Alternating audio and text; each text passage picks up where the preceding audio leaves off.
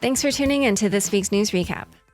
First headline, Ethereum 2.0's Beacon Chain is live.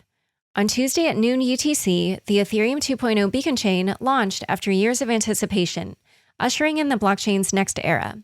The Beacon Chain launch is phase 0 of Ethereum's multi-step upgrade to a more scalable blockchain. There are still many technical hurdles to surpass, including sharding and rollup adoption, before the chain will be fully operational. However, as of press time, there are almost 1 million ETH staked, almost double the number that were required for the launch. If you're wondering about staking's risks and rewards, for staking 1 ETH, validators are currently earning around 0.14 ETH per month, or $8.50, with the amount expected to decrease as the number of participants rises. However, any Ether staked on the chain will be locked up for months and potentially even years. Staking also entails software risks, as well as the possibility that you could lose your initial deposit if you fail to keep up with the network. Despite some suggestions that current DeFi rewards may be a better bet, exchanges are already intending to support Ethereum 2 staking. Coinbase has announced it will support ETH2 staking and trading to eligible jurisdictions starting early next year, while also allowing customers to convert ETH to ETH2 and earn staking rewards. Binance likewise announced an ETH2 staking service that would be live on December 2nd with daily rewards distributed in the form of BETH tokens. Next headline, Bitcoin hits a new all-time high. Bitcoin reached $19,850 on Monday morning, inching past the previous record set in December 2017. Chainalysis attributed the rise to institutional investors purchasing steadily over time, and then taking the money off exchanges to hold.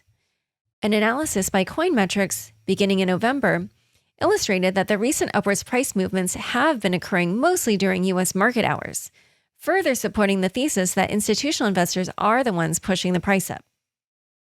When tracking the Bitcoin price against notable events of institutional interest, such as MicroStrategy's and Square's purchases of Bitcoin, PayPal's integration of Bitcoin, and well-known traditional investors Bill Miller and Stan Druckenmiller expressing confidence in Bitcoin, a clear trend line emerges.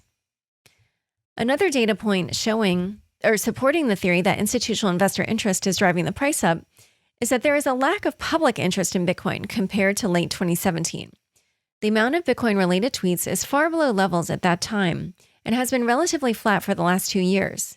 Media mentions and searches are also at lower levels than during the previous bull run. Neil Ferguson, writing in Bloomberg, cited the pandemic as a catalyst for increased adoption in Bitcoin this year. He noted that the explosion of stimulus dollars underscored Bitcoin's value due to its scarcity. And he said that this was all happening already amidst a shift towards digital payments. He went on to say that the incoming Biden administration should not seek to develop a, quote, Chinese-style digital dollar, but instead, quote, should recognize the benefits of integrating Bitcoin into the U.S. financial system, which, after all, was originally designed to be less centralized and more respectful of individual privacy than the systems of less free societies. Metrics show Bitcoin and Ethereum activity is heating up. Online metrics are showing an increase in activity on the Bitcoin and Ethereum networks. The block's director of research, Larry Cermak, posted a comprehensive data summary to Twitter, showing, quote, almost everything we track is reaching all-time highs. Total on-chain volume increased to 51.5% to a new yearly high of $204 billion in November, with miner revenue growing 48% over the previous month for Bitcoin and 22% for Ethereum.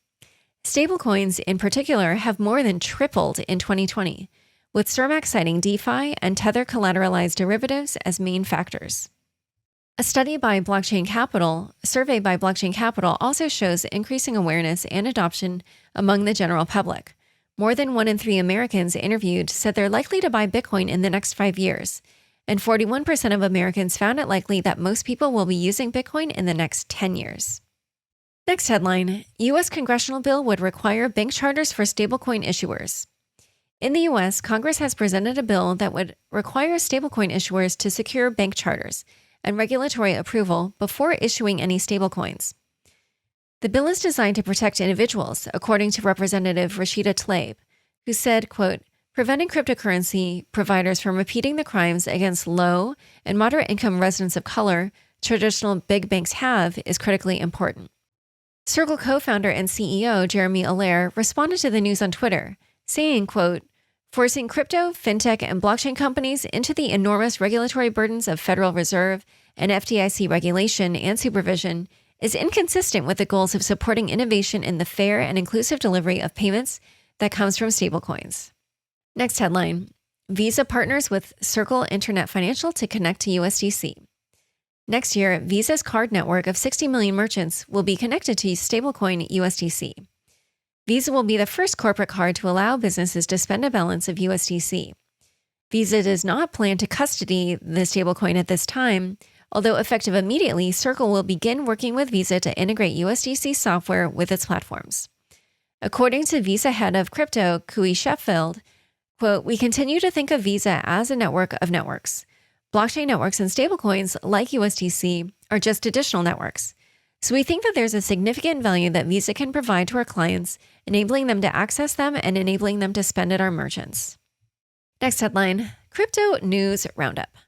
More than $4 billion worth of cryptocurrency, including $3.8 billion of BTC, was seized by Chinese police during a crackdown on the PlusToken Ponzi scheme, with a Chinese court saying that the seized crypto, quote, "will be processed pursuant to laws and forfeited to the national treasury."